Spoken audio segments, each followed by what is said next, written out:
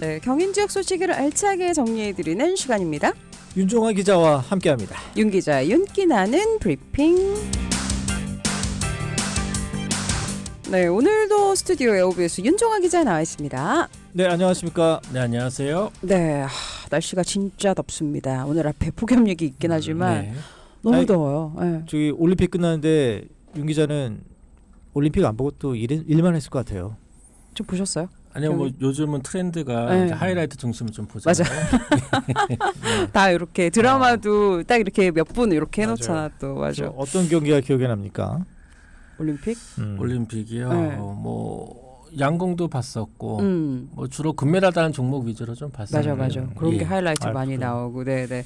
알겠습니다. 네. 네. 폭염 얘기 다시 돌아가서 요즘 날씨가 많이 더운데 지난 7일이 입추였지만 요즘에 절기가 조금 상관이 없는 것 같습니다. 한여름 무더위 계속되고 있는데요. 그래서 경기도에서도 지금 온열 질환자들이 많아지고 있다고요? 네, 그렇습니다. 이 경기도 전역에 20일 넘게 폭염특보가 이어지고 있는 가운데 도내 누적 온열 질환자 수가 400명을 넘어섰습니다. 경기도에 따르면 지난 5월 20일 올해 첫 온열 질환자가 나온 이후에 이번 달 5일까지 모두 400명의 환자가 발생한 것으로 집계됐습니다. 불볕더위가 이어지면서 경기도는 재난안전대책본부 비상 1단계를 유지하고 있습니다. 도와 31개 시군에서는 454명이 비상근무하면서 취약계층 보호, 또 농업 및 야외 사업장 피해 예방 등에 주력하고 있습니다. 이렇게 더운 날에는 특히 밖에서 일하시는 분들 있잖아요. 맞아요. 배달 기사님이나 네.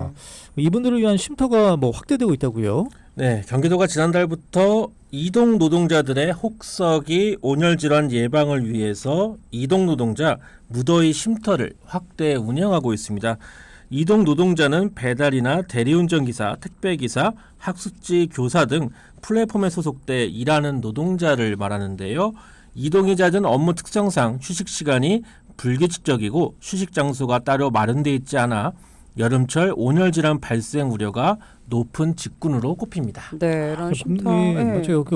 저기 택배 기사님도 보면 막 뭐 헬멧 같은 거 쓰고 맞아, 얼마나 더워요. 더울까. 맞아. 네. 또 이렇게 어떤 곳들은 엘리베이터도 없어서 맞아, 걸어서 또 그럼. 올라가기도 해야 되는데 이런 쉼터가 그래도 조금 도움이 됐으면 좋겠는데 어떻게 찾을 수 있어요? 네, 경기도 노동권익센터 누리집에서 확인할 수 있는데요. 경기도 내에 이동 노동자를 위한 무더위 쉼터가 모두 82곳입니다. 쉼터에서는 온열 질환 예방을 위해 에어컨 등 냉방기를 가동하고 생수 등을 제공하고 있습니다. 예. 여기서 얘기하는 그 쉼터라는 거는 뭐 경로당, 마을회관 뭐 이런 것들이 다 포함되는 거죠. 그러니까 지금 설명은 이동 노동자를 위한 걸 말한 거고요. 예. 별도로 이제 동네 경로당, 마을회관 뭐 이런 부분 이제 어르신들이나 이제 취약계층을 위한 무더위 쉼터가 있는데요. 예. 별개예요? 네, 별개입니다. 이처럼 동네 곳곳에 마련된 무더위 쉼터가 경기도 내에만 8,300여 곳에 이르는 것으로 집계됐습니다. 네. 앞서 말한 대로 경로당, 마을회관, 관공서, 은행 등이 무더위 쉼터로 지정이 됐고요. 누구나 냉방기가 가동되는 무더위 쉼터에서 폭염을 피할 수 있습니다. 인터넷 포털이나 국민재난안전 포털에 접속해서 검색하시면 근처에 무더위 쉼터를 안내받을 수 있습니다. 네. 아니 8,000개가 넘는 무더위 쉼터 관리가 잘 되고 있는지 사실 이 관리도 중요하잖아요. 점검이 지금 계속되고 있다고요? 예, 그래서 이제 도내 지역자율 방재단이 있는데 이분들이 마을에 위치한 무더위 쉼터에 대해서 지난 2일까지 점검을 마쳤고요. 네. 도내 31개 시군의 이 만여 명 정도가 이 지역자율 방재단으로 활동하고 있습니다. 시군에서는 무더위 쉼터 관리를 강화하기 위해서 쉼터마다 관리자를 지정하고 있는데요. 또 지역 자율방재단이 무더위 쉼터별로 매칭해서 관리하고 있습니다. 쉼터 위치가 온라인상 안내와 일치하는지, 네. 안내 표지판은 잘 되어 있는지, 에어컨은 잘 작동되고 있는지를 수시로 점검하고 있습니다. 네. 아니 근데 이렇게 택배 업무 하다가 너무 더워서 갑자기 경로당이나 마을회가 쓱 들어가는 것도 이상하지 않을까요? 그래도 조금 이렇게 더위를 식힐 수 있고 또 별도로 분리돼 있긴 하니까요. 그래요? 이게 분리돼 또 있대요? 그렇죠. 경로당이나 마을회관은 이제 어르신들을 위한 곳이긴 하니까 요거 좀 분리해서 운영하시는 것 같긴 합니다. 아까 그 더위를 피하기 위한 쉼터도 따로 있는 것 같기도 하고 그런 거죠. 좀 이렇게 나뉘어 있는 거죠. 뭐 일단. 사실은 이제 규정상으로는 네. 도민 누구나 네, 이용할 갈 수 수 있는데 있는, 그러니까 저는 이제 이런 것들이 뭐 은행, 관공서 사실 들어가면 은행 업무 보느라고 또 자리도 없고. 아니 근데 쉽지 요즘에 않아요. 은행에서 그런 분들을 위한 공간이 따로 있어요. 따로 있어요? 우리 여기 아. 1층에 있는 은행만 봐도 예. 은행 업무 볼 수 있는 공간과 약간 라운지처럼 테이블이랑 에어컨 셀 수 있는 공간이 따로 마련이 되어 있습니다. 누구나 찾아올 수 네네, 있게 알겠습니다. 되어 있습니다. 그리고 불볕더위 속에서 사실 화재 관련 소식, 이것도 저희 어제도 뭐 조금 전화 연결해서 얘기를 해봤지만 인천 청라아파트 지하주차장 전기차 화재, 또 무더위에 해당하는 아파트 입주민들 진짜 너무너무 힘드실 것 같습니다. 예, 그렇죠. 지난 1일 발생한 인천 청라 국계도시 아파트 지하 주차장 화재로 해당 아파트 단지 전체 16개 동 1,581세대 가운데 4개 동 477세대의 전기 공급이 끊겨 불편을 겪었고요. 또 모든 세대가 단수로 제대로 물을 쓸 수 없었습니다. 맞아요. 수돗물 공급은 지난 6일에, 전기는 지난 8일에 복구됐는데요. 단전과 단수로 인해 적지 않은 주민이 청라일동 행정복지센터 등 임시주거시설 10곳에서 지내왔습니다. 네. 최대 1,000여 명 가까웠던 이재민수는 복구 작업이 진행되면서 현재는 절반 이상 줄어든 것으로 알려졌습니다. 예. 뭐 저희가 뭐 어제 다루긴 했지만 이게 전기차 주차장 그리고 충전 시설 이 지상으로 만들어야 된다. 이런 얘기 좀 계속 나오고 있어요. 예, 그래서 이제 뭐 우선 사고가 난 인천시에서는 관련 조례가 이미 있는데요. 네네. 문제는 이제 상위법이 없어서 권고안 수준에 그치고 있습니다. 인천시 환경 친화적 자동차 전용 주차 구역의 화재 예방 및 안전시설 지원에 관한 조례가 지난 3월부터 시행되고 있는데요. 이 조례에는 전기차 등 환경 친화적 자동차에 대해 5개 또는 외기에 개방된 지상 주차장에 전용 주차구역 및 충전시설을 설치할 수 있게 시장이 관계인에게 권고할 수 있다는 내용이 담겼습니다. 예. 또 충전 중 배터리 정보 수집과 충전 제어가 가능하며 화재 대응 방지 기능이 있는 충전시설을 설치하도록 시장이 관계인에게 권고할 수 있게 했고 필요할 때는 예산을 지원할 수 있게 했습니다. 하지만 해당 조례는 관련 상위법이 없어서 권고 수준이고 또 관련 예산도 현재는 마련되지 않은 상태에서 시행이 되다 보니까 한계가 있다 이런 지적이 나오고 있습니다. 네. 그리고 요즘 보면 새 아파트 보면 지상 주차장 없잖아요. 많이 그것도 참 없죠. 문제예요. 예. 아이들을 위해서 도로 없는 또 이런 맞아요. 아파트 단지를 조성하다 보니까 이게 참 뭐가 맞는 건지 저도 조금 이 사태가 벌어지고 나서는 조금 헷갈리는 것 같긴 합니다. 어쨌든 경기도에서는 전기차 충전 시설에 관련된 조례가 없었다고 하는데 이러한 큰 사고 이후에 관련 조례 제정과 함께 또 전기차 관련 시설에 대한 뭐 점검에 지금 들어갔다고요? 예, 그렇죠. 경기도가 이번 달 말까지 도내 300단지 이상 아파트를 대상으로 전기차 충전 시설 합동 점검을 벌이는데요. 점검 대상 아파트는 100가구 이상 아파트 중에 충전 시설이 지하에 집중적으로 설치된 아파트 중에 300단지 이상을 선정할 계획인데 소방본부와 31개 시군이 합동으로 소방과 전기 분야 점검을 실시합니다. 네. 소방 분야에서는 소화 설비, 경보 설비, 피난 설비 등을 확인하고요. 전기 분야에서는 충전 케이블 유지 상태, 방진 방수 보호 등급, 충전 시스템 정상 동작 여부 등 충전 시설 유지 관리 상태를 점검합니다.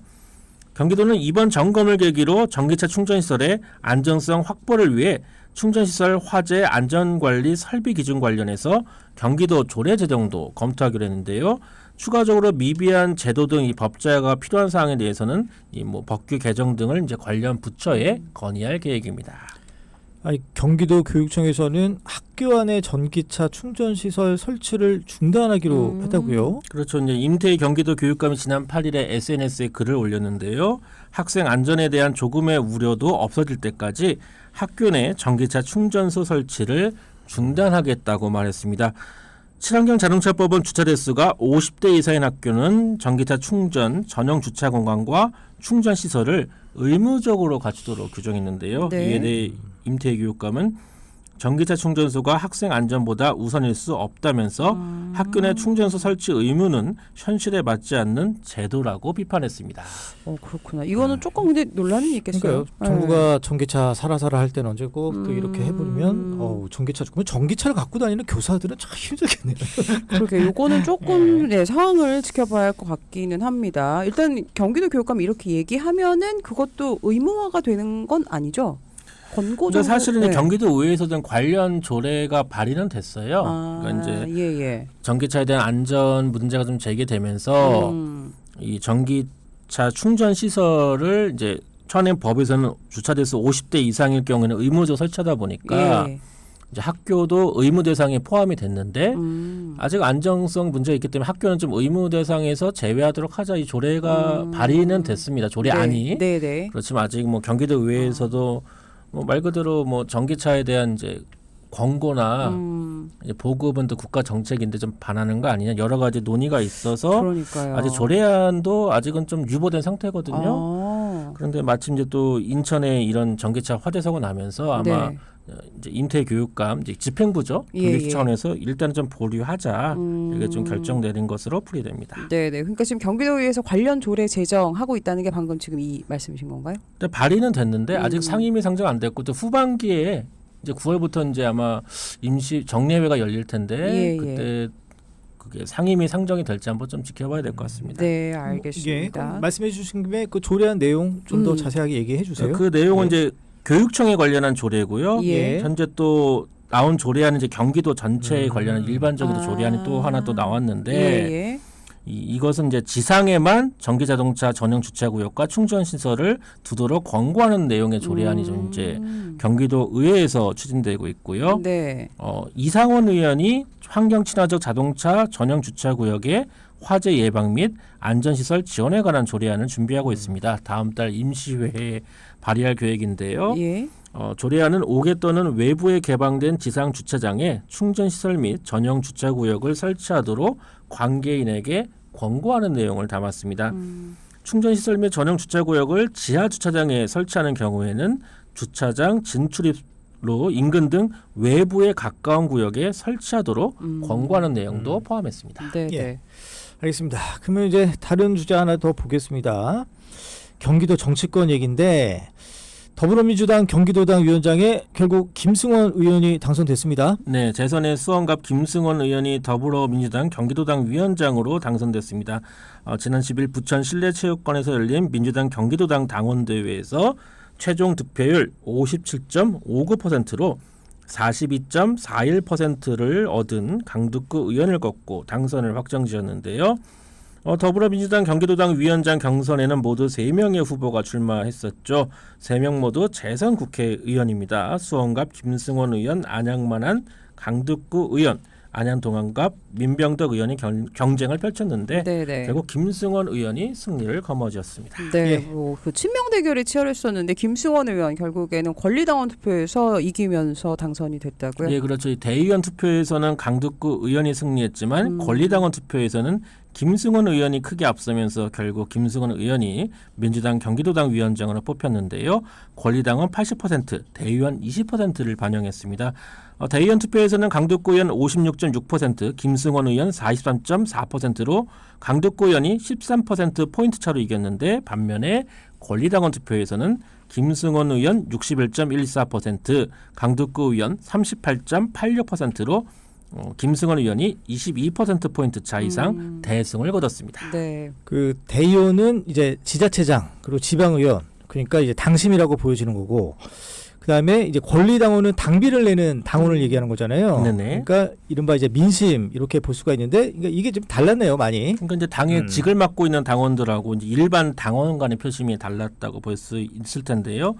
강북구 의원의 경우에는 삼선 경기도 의원, 경기도의회 의장, 경기도 연정부지사를 역임하는 등 지역 기반이 탄탄한 것으로 알려졌는데 이에 따라서 대의원 투표에서는 앞선 것으로 분석되고요.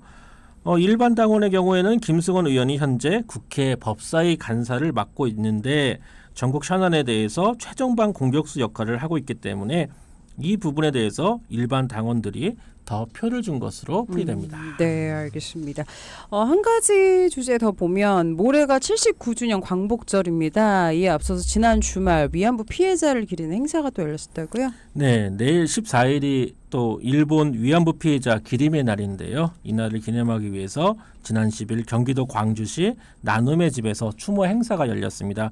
경기도 주최로 열렸는데요. 행사에는 노란나비 다음 세대의 약속을 주제로 기림문화제, 기념식, 나눔의 집 피해자 흉상 헌화식 등이 진행됐습니다. 문화제에는 가수 김혜나와 진혜진, 별드림, 어린이 예술단 등이 무대에 올라서 피해자들을 기렸습니다. 저도 예전에 이 나눔의 집 가서 취재한 적이 있는데 지금 위안부 피해 할머니들 지금은 안 계시죠? 네, 지금 나눔의 집에는 이제 위안부 피해 할머니 3분이 기거하셨는데 이제 예. 건강이 많이 안 좋으셔서 지난 3월에 모두 요양병원으로 거처를 옮겼고요. 현재 정부에 등록된 일본군 위안부 피해자 240명 중에 생존자는 9명입니다. 네, 알겠습니다. 이제 내일 모레죠. 광복절. 이날 또 어떤 날인지 여러분 다시 한번 그 의미 되새겨 주셨으면 좋겠습니다. 오늘도 윤기 나는 브리핑 윤종아 기자 함께했습니다. 고맙습니다. 네, 고맙습니다. 네, 감사합니다.